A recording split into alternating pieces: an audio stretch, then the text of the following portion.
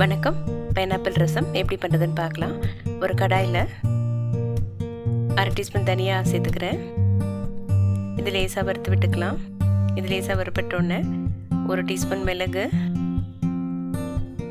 அரை டீஸ்பூன் சீரகம் சேர்த்துக்கிறேன். இதை வாசனை வர வரைக்கும் வறுத்துட்டு ஆற வச்சுட்டு பொடிச்சிட்டு எடுத்துகிட்டு வந்துக்கலாம். பைனாப்பிளை கொஞ்சம் ரஃப்பாக கட் பண்ணி வச்சுருக்கேன்.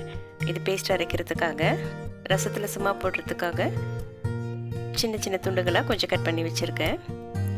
இந்த பைனாப்பிளில் புளிப்பு கொஞ்சம் அதிகமாக இருக்குது, அதனால் இதில் கொஞ்சம் சின்ன தக்காளி ஒன்று எடுத்துருக்கிறேன், ஒரு பச்சை மிளகாவும் எடுத்துருக்கிறேன். இதை அரைச்சிட்டு எடுத்துகிட்டு வந்துடலாம்.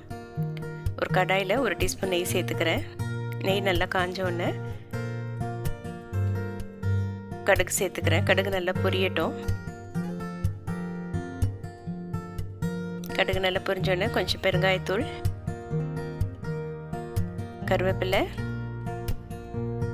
மஞ்சத்தூள் சேர்த்துக்கிறேன். இதோட நம்ம பொடிச்சிட்டு வந்த பொடியை சேர்த்துக்கலாம். அரைச்சி வச்சுருக்க தக்காளி பைனாப்பிள் பேஸ்ட்டையும் சேர்த்துக்கலாம்.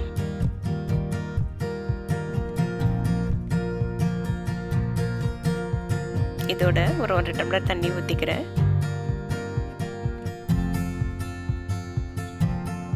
இது நல்லா மிக்ஸ் பண்ணி விட்டுக்கோங்க.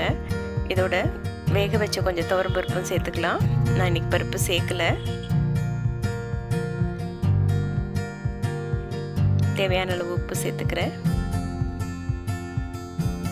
இது லேசாக கொதி வர ஆரம்பிக்கும் போது நம்ம வெட்டி வச்சிருக்கிற பைனாப்பிள் துண்டுங்களை சேர்த்துக்கலாம்.